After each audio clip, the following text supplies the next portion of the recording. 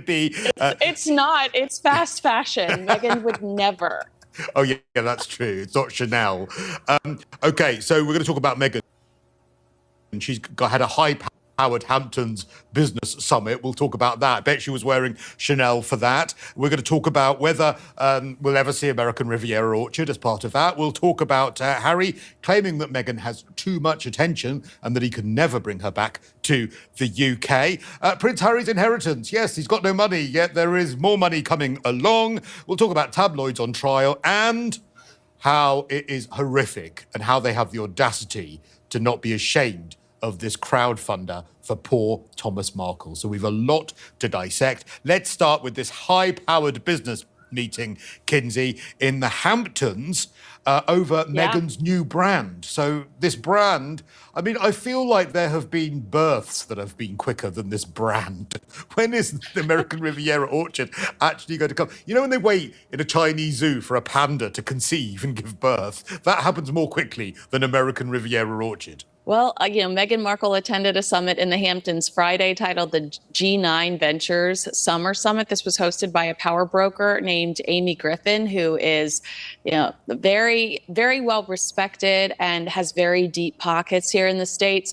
Meghan, she actually flew from Santa Barbara by private jet with entrepreneur Jamie Kern Lima. She is a makeup guru. She was a local news personality, and she was trying to figure out how to cover up some of her birthmarks on her face, created this incredible line of cosmetics, sold it for millions of dollars, and now she's a motivational speaker, friends with Oprah Winfrey. So I am not surprised that Meghan is attracted to someone like her. I'm surprised that Jamie is attracted to someone like Meghan. I tried to study under Jamie about 4 or 5 years ago because she, like I said, she's a motivational speaker. You can go to her conferences, things like that. But it gave a little MLM, like, hey girl, like it just was a little bit too much like multi-level marketing feeling.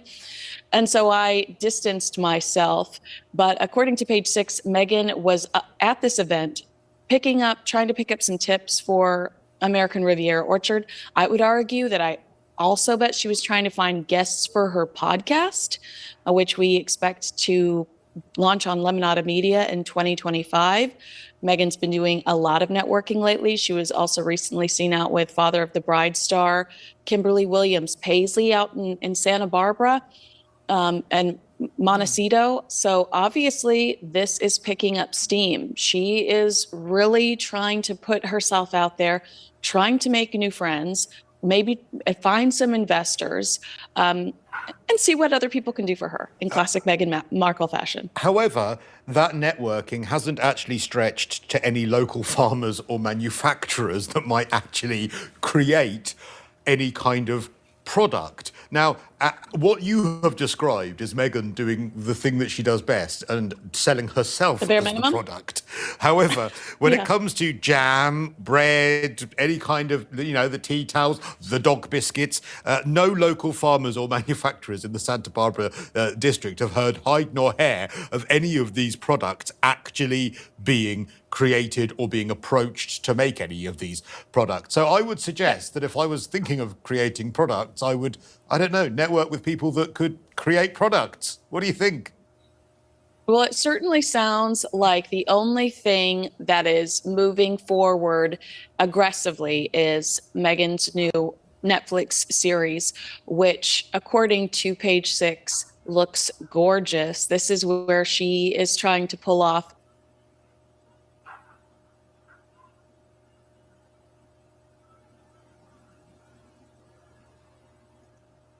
a Martha Stewart lifestyle type deal.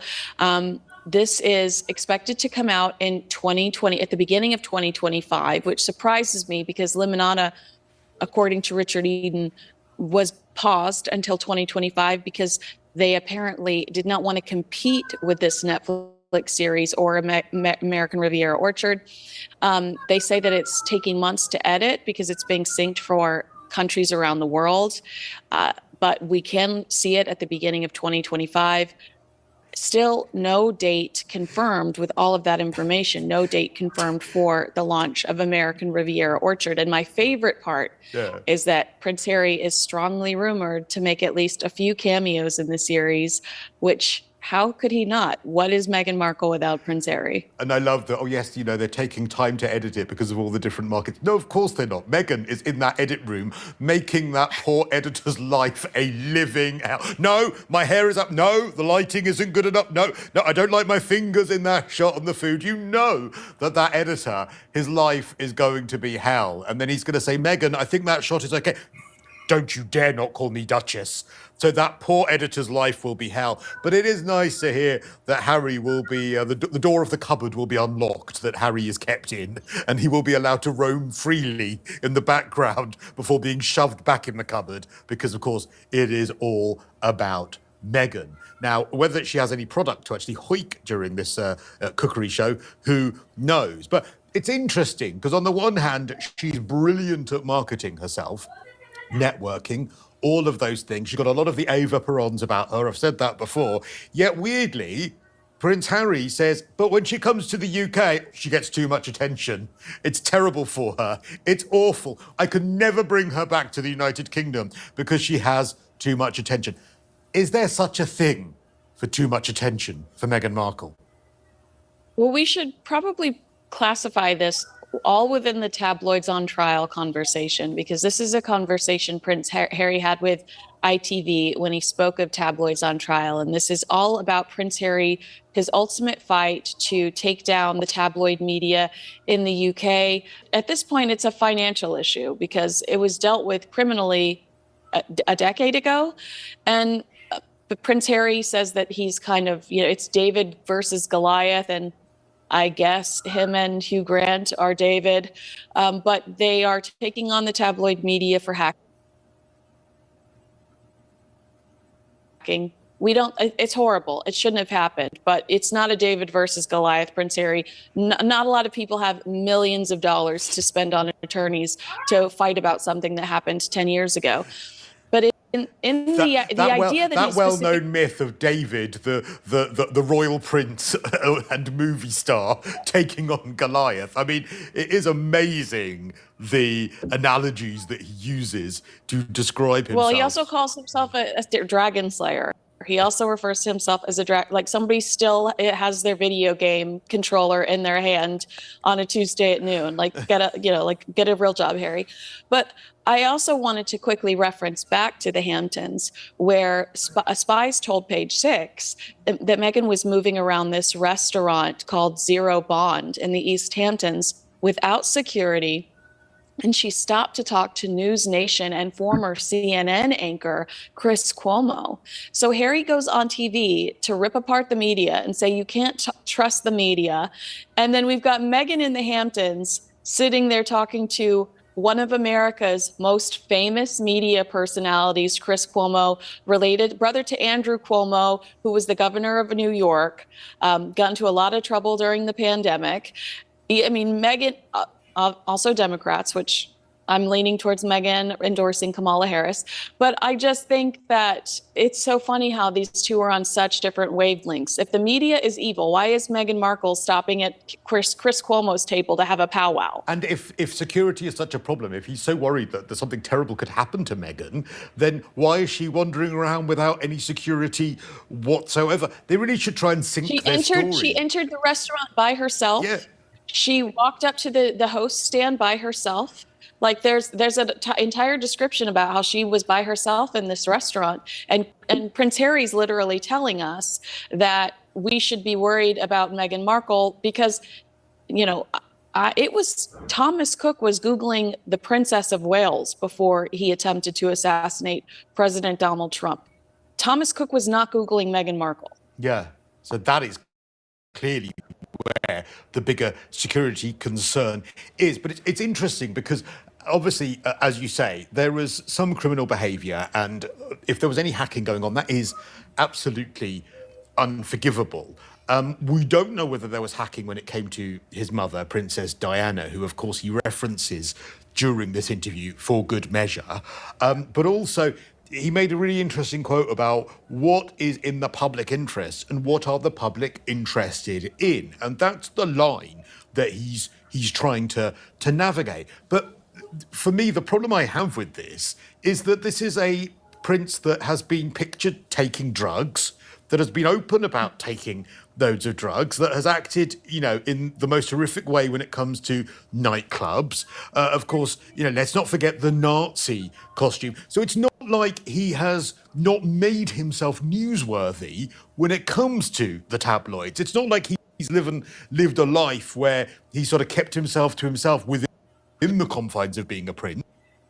He's actually made himself extremely newsworthy, then he seems to wonder why he's newsworthy. Yeah. I really loved Zara's tell-all book where she talked about putting cream on her penis. Yeah, exactly. Exactly. I mean, exactly that. And I think that all completely undermines where he stands on this. And the other thing, of course, is you're actually absolutely right. The media is absolutely terrible and it's awful, but I'm going to write a book that is so telling about all of these sorts of things, where I reveal the most salacious details about my brother. I actually put my regiment and put the army at risk when it comes to the kills that I've made in order to make money. But boo-hoo, the tabloids are terrible to me. You cannot have it both ways. And I think that there was where Prince William, did the right thing and said, right, let's draw a line under this. I'll take it out of court settlement, because he understands that, firstly, although the behaviour of some of the tabloids was terrible, you have to have a relationship with them if you want a life of service going forward. But secondly... Well, Harry has to have a relationship, too, if he wants people to watch his polo show on Netflix. It's why...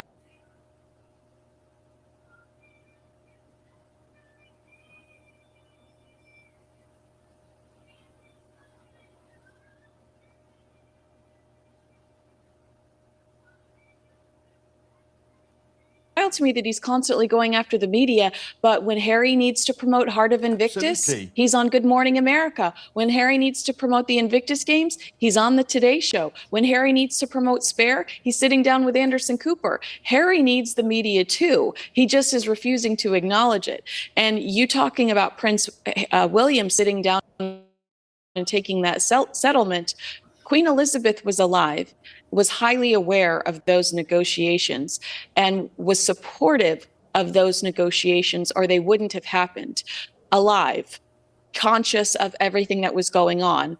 For Prince Harry to put words in her mouth, contradicting what we saw her pursue while alive, is, I'd say, pretty despicable. Yeah, this is him saying that the Queen would be up there supporting his battle against the tabloids. Really, would she have been up there supporting you talking about cream going on your penis and your brother's circumcision? I mean, what a load of old nonsense. And he is clearly, in order to get the public on side, prepared to invoke the memory of our late great Queen or his dead mother. And I'm sorry, I think that is pretty low, because what this demonstrates is he's quite happy, as you rightly point out, he is quite happy to have the media question him on his terms. This sounds like he just wants good publicity, and he's not prepared to actually have any kind of critique of his position, critique of the private jets, critique of him revealing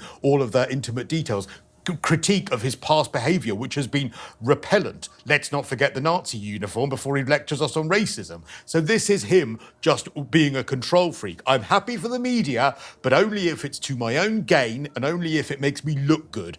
Anything else, I'm not prepared to tolerate. And that is why I think he is completely well, I said over the weekend on my show, an oversized crying man baby. I think that he looks like a catastrophic thinker, stuck in the past. He's always fixated on the worst case scenario. And I have a really hard time taking someone seriously that has a history of exaggerating the truth and has a different definition for the truth versus their truth. I sympathize with him. I do think that he is very concerned about his wife's safety and his family's safety. But I think that he is, no one wishes harm on his wife. Literally no one. I just can't think of one single person that wants to see her harmed. And he has the money and the resources to take care of her, to visit the UK. To me, this all just feels like an excuse for Meghan not to go back to the UK because she does not want to. Yeah, but also I don't think anyone wants to harm Meghan, but I don't think she's liked. And I think the fact that this is all this monetizing of misery happened after she joined the royal family. I don't think that there's much love for Meghan. And again, if we go back to this obsession that he has, they both have, with controlling the narrative, only wanting good headlines, only wanting to use the media when it's a softball interview, when it's in their favour. Well, of course, they're not going to want any of those headlines when they come here, and they are potentially booed, because the British public have a great deal of affection for the royal family, and they see the hypocrisy. They see the level of hypocrisy, hoiking your story in a book, airing all of your questionable narrative on interviews, and then pleating on about privacy. The audacity is just beyond belief, and they have so little self-awareness that I'm just pretty staggered that he's continuing It's also with this. it's audacity, but it's also stupidity, because Prince Harry is in the position to say, I'm here to talk about everything except for my family. I want to talk to you about how I'm fearful for my wife's safety, but I'm not going to. Prince Harry can say, I want to see the questions you're going to ask me before I sit down. Prince Harry can say, this is off limits, this is off limits, this is off limits. And he knows that by answering that he feels like this battle is central to his issues with his family, that's going to be the headline for 2 weeks, that Prince Harry's brave, courageous battle against the media is why he's no longer connected to the royal family. He has the power to control what they ask him. He has the power to say no. He could have even said no on camera. I'm gonna pass on that question. Yeah. It's like, do you not realize what you're doing? You're making it about. Instead, he says, well, I'm careful about how I answer this, and then says something that implicates that there are bigger issues. But I guarantee you, though, by the way, he does control some of the questions when it comes to holding him to account, though. I mean, we've seen, the Tom Bradby interview. We've seen many interviews where it would be an absolutely obvious question to say, how can you talk about privacy when you invade the privacy of your family? Many of the things you and I discuss, how can you possibly reveal so much about, your regiment and all these sorts of things, yet complain about the tabloids going after you, and none of those questions are put to him. So I do believe that there is a conscious decision to not have those questions put to him, but he's quite happy to throw those little grenades around his family, because he knows that will get him the press. You're quite right. That will give him the narrative that he wants, that he believes will make him look good. But luckily, there are people like you and I who can see through it like he's window lean, I tell you. But not ITV. They're just happy to continue to, support this narrative, because they get access to Harry. It gives them the access that not everybody gets. So they just allow him to go unchallenged. Yeah. And you mentioned actually regarding the money that he has to look after his family. He's apparently going to get his inheritance from the Queen Mother later this year, because some of it was being held back, wasn't it, until he was aged 40. And so she died in 2002, age of 101. She left a significant portion of her fortune, valued in American dollars at 70 million, to Prince Harry. And so he's going to probably get about 85% of that held in a trust fund, which comes to now in UK money about £66 million. Tell me again why he needs that polo documentary on Netflix. Tell me again why he needs to sell that book in order to pay for his family's security, when he always has known that he's had £60 million or so coming in the post. Well, he did say, I believe, during Oprah's interview, that money is always wrapped up in it's not just something where he can walk up and with a debit card take it out of his account. So I don't know how that money is organized, but we do expect him to get it for a percentage of it for his 40th birthday.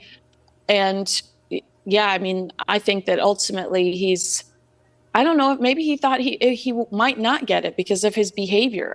These two act on instinct constantly and don't act based on, thoughtfulness of the future consequences. But I think that this is probably a scenario where he knows he can't just walk in and take all of that money out. It's probably organized in a way that is quite complicated for him to access. And he's not the sharpest tool in the box, let's be honest. And so Wait, I can't hear you say. Can you say that again? He's not the sharpest tool in the box, let's be honest. So we probably need someone to sit him down and go through it all. But interestingly, I don't think the Queen Mother would have approved of any of this either. She was very much as well never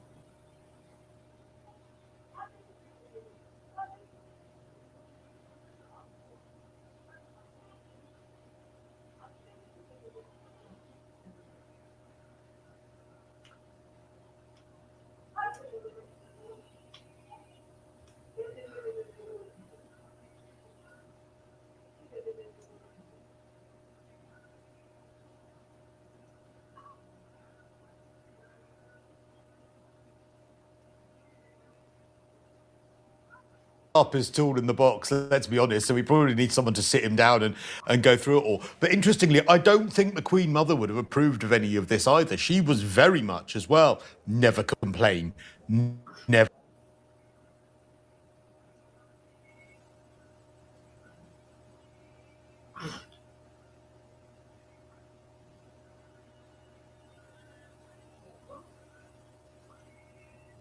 explain. So she, I don't think would have approved of his behaviour nowadays. His late grandmother, the Queen Elizabeth, wouldn't have approved of any of this behaviour. And once again, let's not forget that, of course, this money that he's going to receive from the late Queen Mother is royal money. This terrible institution that he absolutely cannot bear to be a part of, how toxic and awful it is, how dreadful it was to his wife. Where did that money come from? It came from being royal. So I'm quite sure we're going to hear that Harry is going to say that he's going to turn down every penny of that money because of how toxic and awful the legacy of that money must be. You think that's going to happen, don't you, Kinsey?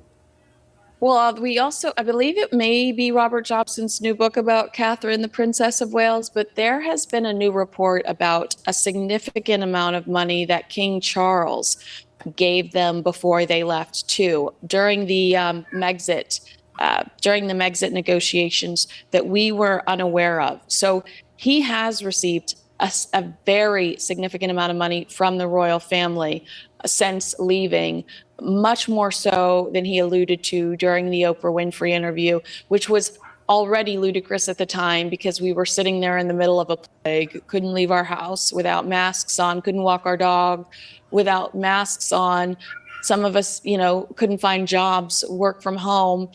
And Prince Harry was complaining that his dad didn't give him enough money when he decided to quit his job and leave the country he was raised to support and raised to serve. So, I think that why would he want it? Why would he want all of that awful, toxic, marked, marred money? Why would he want any of it? Why would he want it? It's royal. He doesn't want anything royal. I'm sure that it's his wife that wants it, but ultimately he would tell you it's for his security because he didn't ask to be born a prince. Oh, all right. All of that is it. Well, the security argument, as you know, I've always sort of understood to a point. But it's funny how he can pick and choose the parts of royalty that he finds absolutely repellent and awful, and being a spare is the worst thing in the world. Let's not forget as well, the reason he's got 85% of the estate and not 50%, because his brother would get the same, is because the Queen Mother deliberately left him more money because he was the spare, and she thought that he would need it, and she thought it was a kind thing to do. Funny how that side of being a spare didn't make it into the book, isn't it? Funny how that terrible side of it, having all those millions by being a spare, was not mentioned.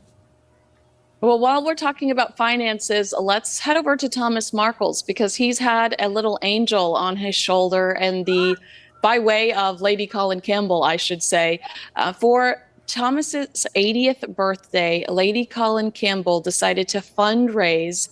She wanted to raise £10,000 for him ultimately, but the royal watching community has been especially generous when it comes to Mr. Markle.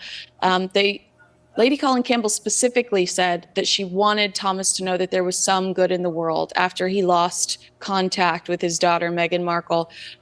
He had financed her life, blissfully put her through multiple very expensive, incredible schools that set her off on the right direction to meet a prince. And Christo, the number is crazy. They started crowdfunding for £10,000. How much are they at now? £45,505 as of this moment. It may obviously go higher as the course of the weeks go on, but knocking on £50,000. And you're right, this is not only for his health costs, because that's a part of this as well, and about him living in comfort as he turns 80. But you're right, Lady Colin Campbell is saying, look, he needs to know that some people value him, and he's done a lot of interviews and he's done an awful lot, and actually this is just a kind thing for him to know for a fairly lonely man, it sounds like, that he is valued by some people. His kindness and generosity, I'm reading from the GoFundMe now, his kindness and generosity are well known in the film community, and I agree that now he has been rejected and abandoned by the daughter. Those of us who wish to show him solidarity and give him the acknowledgement he should be getting from the actual recipient will hopefully, through our contributions, no matter how small, demonstrate to him there are still people in the world with good hearts. And so that is amazing, but I would also say utterly mortifying for Prince Harry and Meghan Markle that this is taking place and that this is happening, and that actually there is a GoFundMe now for your ailing father, Meghan, who basically needs a bit of comfort in the later years of his life, while you are sitting there with millions and millions of dollars. I mean, that is just mortifyingly embarrassing. If they were normal, it would be mortifyingly embarrassing, surely. Yeah, jumping on a private jet to go hang out with Gwyneth Paltrow in the Hamptons while your dad is struggling to pay his medical bills, I say is not a positive reflection on who you are as a daughter. I think that I'd rather, I mean, when I read this story, I don't think I'm embarrassed for Harry and Meghan. I think what a positive reflection it is on the royal watching community, what a positive reflection it is. And I mean, how big the hearts are of people that love the British royal family, because these are people that I think that these are people that love the royal family, and in loving the royal family, they really sympathize with Thomas Markle, who has received similar treatment by Harry and Meghan. So they want to contribute to, pleasant twilight years. I mean, they want to contribute to his comfort, towards the last few years of his life. And I mean, it's sad to say, but he says all the time, I don't know how much time I have left, and I don't think I'm ever going to meet my grandbabies. He's got Thomas Markle Jr., that takes care of him day in and day out.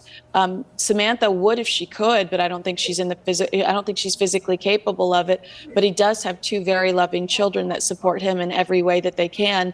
But I believe that Thomas Jr. is almost limited because he does need to spend so much time with his dad. So he's limited to what he can do to step out of the house and work for him financially. And so this is really the royal watching community stepping up, saying, we want to ensure that you're comfortable. We want to ensure that you have some better days ahead of you. And you're absolutely right. There are really, really lovely messages sending you love and hugs from New Zealand. These are people who are donating money. Someone who donated £10. I'm sending you love and support. I share your pain.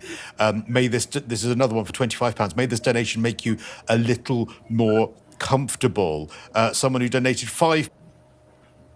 Wayne, Indiana. So it's all over the world, and it's people, I think you're quite right, the royal watchers, but it's also those people who want to, who have that innate sense of justice and just want to see him get something because the treatment towards him has been so unjust. So it's really kind of people to do that, and kind of Lady C to arrange that for him. That's it from us, though, isn't it? That is. I mean, I can't wait to see what Meghan Markle does next, since she disappears for months at a time, and then all of a sudden she's everywhere. I can't imagine what she's going to be doing this week. Can't imagine who she's going to be papped with this week, conveniently papped with. I can't wait for the cookery show as well. Can we do a watch along when it comes out, please, Kinsey? Sick bags at the ready. Maybe we'll do a cook along. We'll make it as she does. We'll see. Actually, you can be front of camera and I can be allowed in the background like Harry now and then when you allow me out, okay? Yeah, just pop in and then pop back out. Listen, subscribe as always to Kinsey's wonderful channel. Make sure you check out our next episode. And of course, comment. We'll read some comments next week and we'll see what you've got to say about all of this. But for now, lots of love. Goodbye. Bye, guys. See you next time.